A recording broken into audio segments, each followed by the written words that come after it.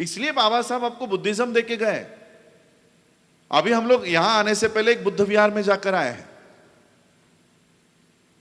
जब मैं कहता हूं ना कि I am a Buddhist, I am a Buddhist, मुझे 138 कंट्रीज के लोग कहते हैं कि आप हमारे कंट्री में आओ, और इस तरह से बुद्धिज्म को एक अच्छा पूरे वर्ल्ड में रिकॉग्निशन बाबा साहब अंबेडकर जी हमें ऐसा रिलीजन देकर गए जो इस पृथ्वी का 138 कंट्रीज का ऑफिशियल रिलीजन है बुद्धिज्म।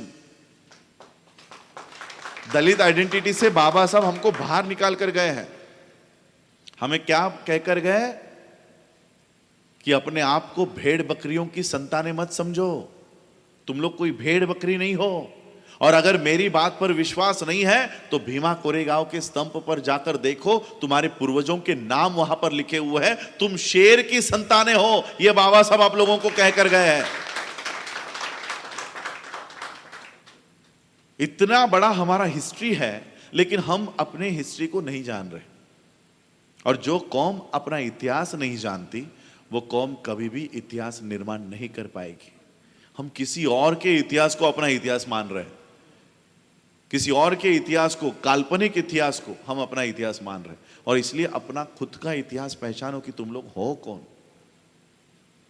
सबसे ज्यादा माइग्रेट करने वाले लोग कौन होते हैं आज इस देश में, कल उस देश में? ये बुद्धिस्ट लोग होते हैं। आज आप लोग ओमान में बैठे हो, ये आप लोग यहां माइग्रेशन किस वजह से कर रहे हो? ये हम लोग, आज मेरी फैमिली सबसे बड़े माइग्रेशन हम लोगों ने किए हैं।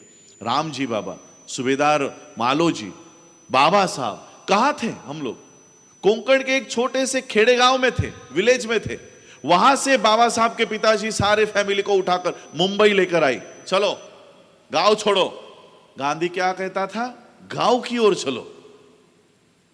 गांधी कहता था गांव में चलो, असली भारत गांव में है।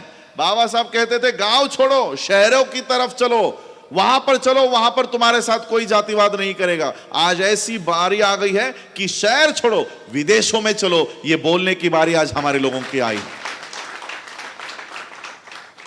माइग्रेशंस, एक जगह पर ठहरा हुआ पानी है ना, एक जगह पर ठहरा हुआ पानी देखा है आप लोगों ने? वो पीने के लायक नहीं रहता। एक जगह पर ठहरा हुआ पानी, उसमें कीड़े पड़ जाते हैं।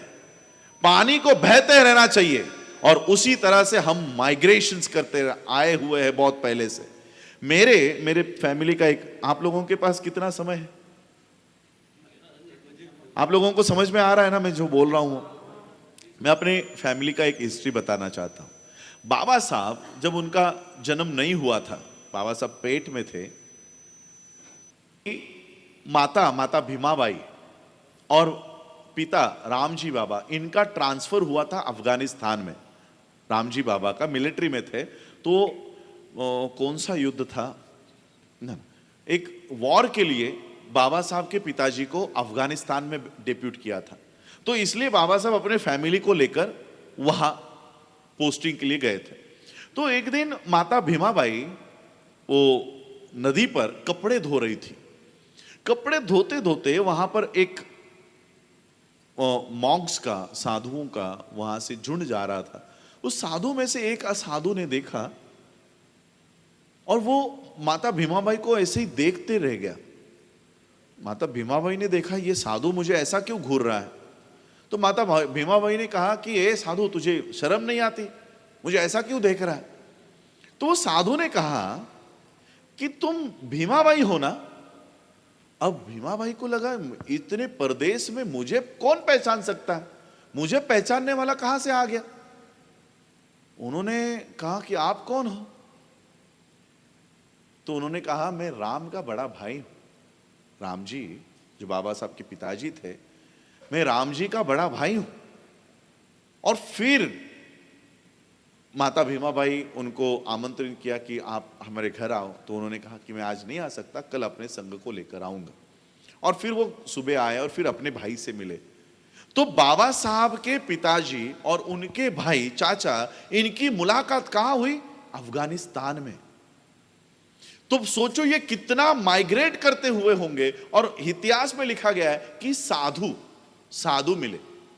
हम महाराष्ट्र के लोग भीम स्तुति में ये बात कहते हैं कि साधु वरदान तू, है ना, कि साधु ने वरदान दिया और फिर बाबा साहब का जन्म हुआ, ऐसा ब्राह्मणिकल सिस्टम बताती है। वो कोई साधु नहीं था। अब मुझे बताओ उस समय, आज तो अफगानिस्तान एक इस्लामिक कंट्री है, आज भी अफगानिस्तान में बुद्ध की इतनी बड़ी बड़ी स्टैच्यूज है कि बॉम्ब लगाने से भी वो फूटती नहीं है। पूरे माउंटेन्स को उन्होंने बुद्धा के स्टैच्यूज में कन्वर्ट कर दिया है। अब ऐसे कंट्री में कोई हिंदू साधु प्रचार करने के लिए जाएगा क्या? इसका मतलब बाबा साहब के पिताजी के बड़े भाई हिंदू साधु नहीं थे, वो बुद्ध धर्म के प्रचारक थे, जो बुद्ध का प्रचार करते करते अफगानिस्तान तक जाकर पहुंच गए थे। ये एक्चुअल हिस्ट्री है।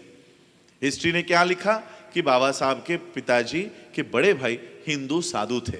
वो हिंदू साधु नहीं थे, वो बुद्धिस्ट मॉन्क थे, जो अफगानिस्तान में बाबा साहब के पिताजी को मिले।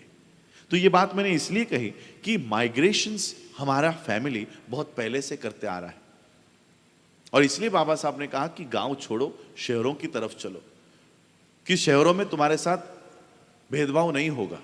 और आज तो शहरों में भी भेदभाव शुरू हो गया है। आज तो हमें शहर छोड़ के विदेशों में जाने की बारी आ गई है।